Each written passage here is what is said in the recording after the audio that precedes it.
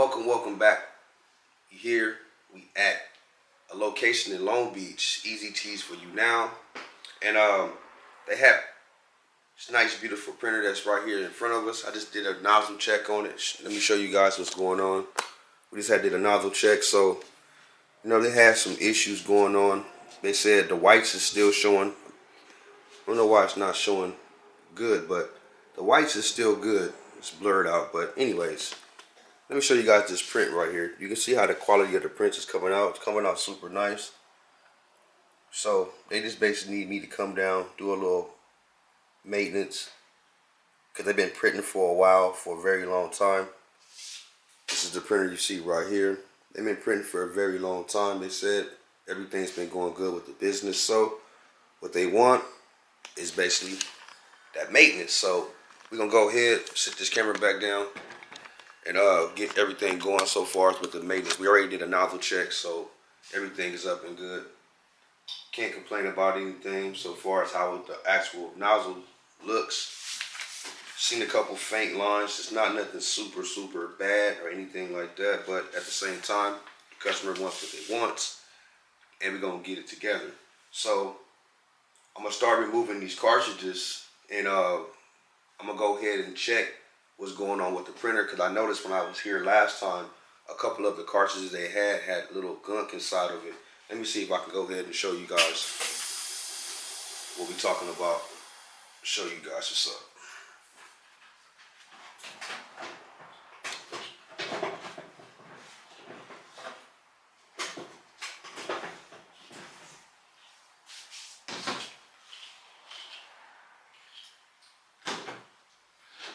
Now, as you guys can see in this cartridge right here, it got a lot of gunk inside of it, so we're gonna try to get everything cleaned out. Hello, how you doing? Already good. And no, I think he said he had went to the bank, made a run. Oh, yeah. You better get some money. Yeah. So, what's going on with this cartridge right here? You guys can't really see because it's not gonna focus in, but inside here it has a lot of gunk that's filled up, and a lot of people don't know. At times, when you look right here, it doesn't fill all the way up inside the gallon. It's here, but it's faint. So this is one of the reasons when you doing a lot of printing, you want to make sure you check the cartridges from gunk or anything that's going to be building up within time. So what I'm going to do is I'm going to go ahead and take these cartridges apart, and I'm going to show you guys a little trick that I normally do. If you look, you can slide this to the side like this right here. It moves out the way. But you want to be very careful because it's a rubber garment or rubber little seal that's right here.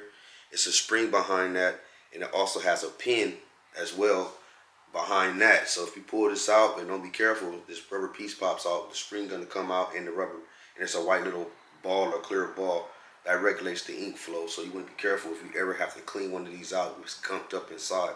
So that's one thing you want to be cautious of when you doing any type of maintenance to the printer later on down the line. So we'll go ahead and get these cartridges cleaned up, and we also going to clean the actual print board too. I'm going to show you guys what's going on, because this board is not too bad looking and it looks okay, but we're still going to do some cleaning because I'm going to give you guys a tip, what goes on with this right here.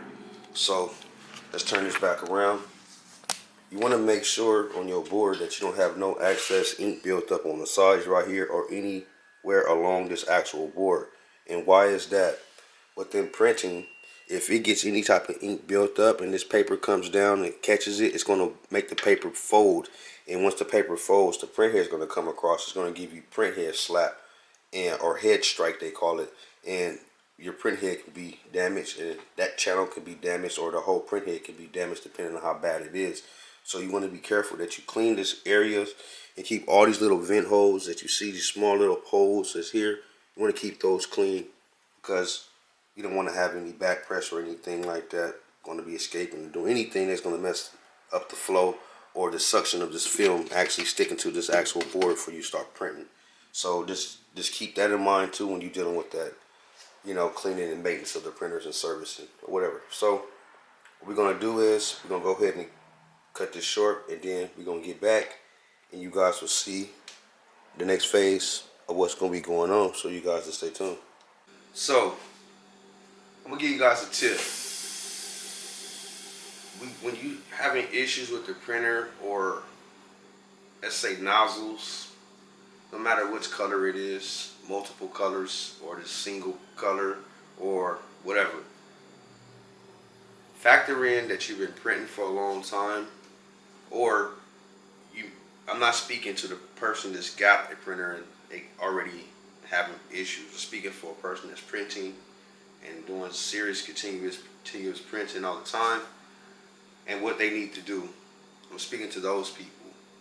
So I say 6 months maybe is required to do a full maintenance of the printer. And what I consist of the full maintenance is actually print head, cleaning the print head.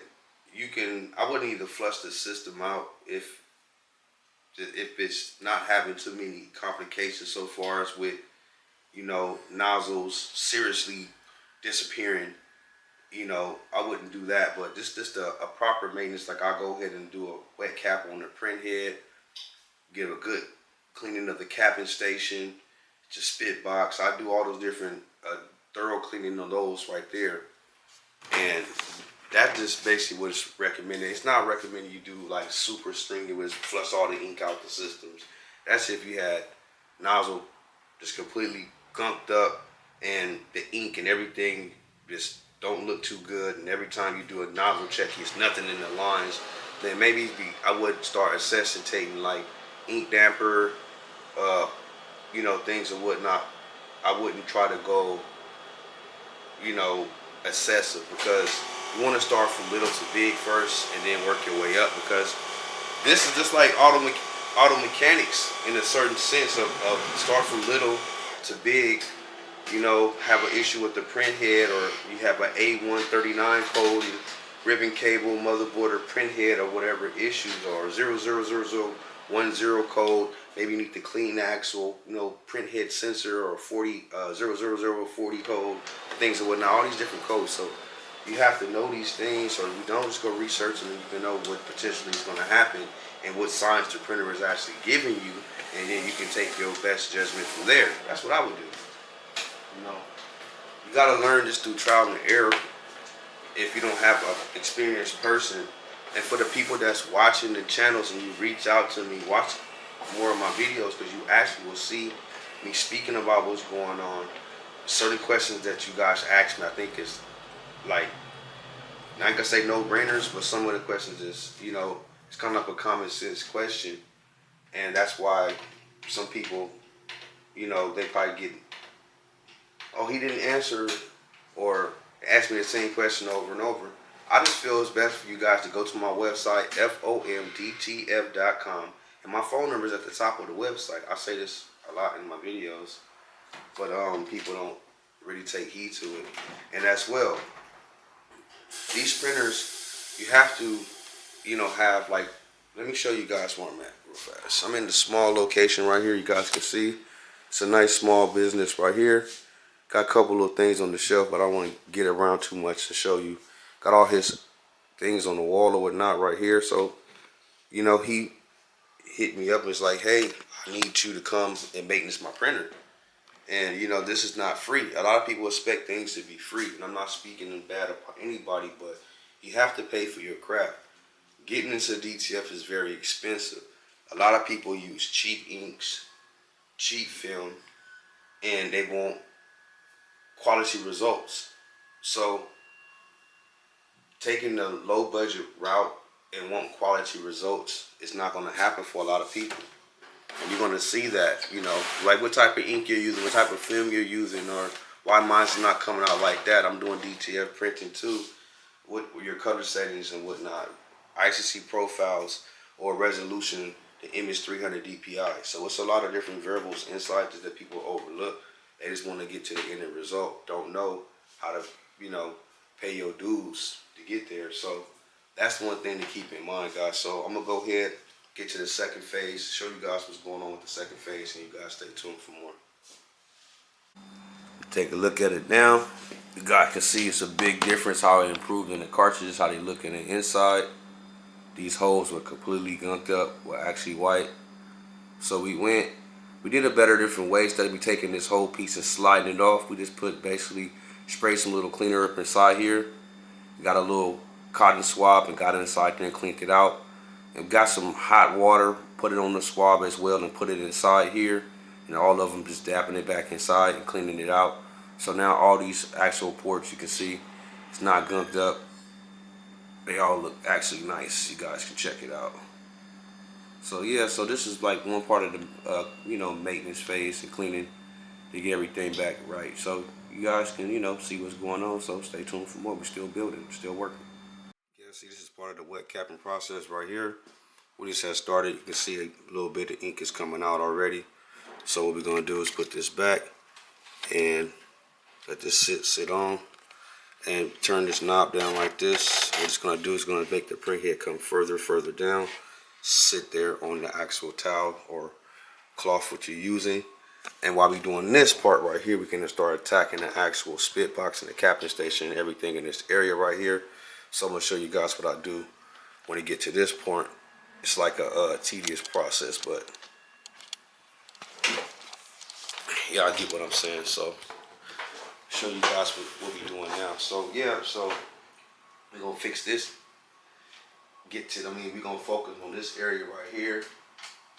Take the wiper blade, look at the wiper blade, and inspect it and see if it's in good condition. Look like it's okay, but we can, it can last a couple more wipes. You can see it's kind of tilted to the side a little bit, but it'll be okay though. Kind of like this way. Wiper blade is not straight up, but it'll be all right. Ain't bad. So one thing I normally do when I do my people call me out to do a full service or full maintenance, the type of things that I do is attack the print head as well, and the actual spit box and the capping station and everything.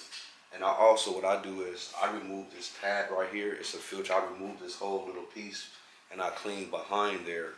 And actually the same thing with the actual capping station. The spit box as well. We just get everything, capping station and spit box together and clean, make sure everything is looking nice, no excess old ink dried up around. So show you guys real fast what I mean about that. So let's get up inside here so you can see.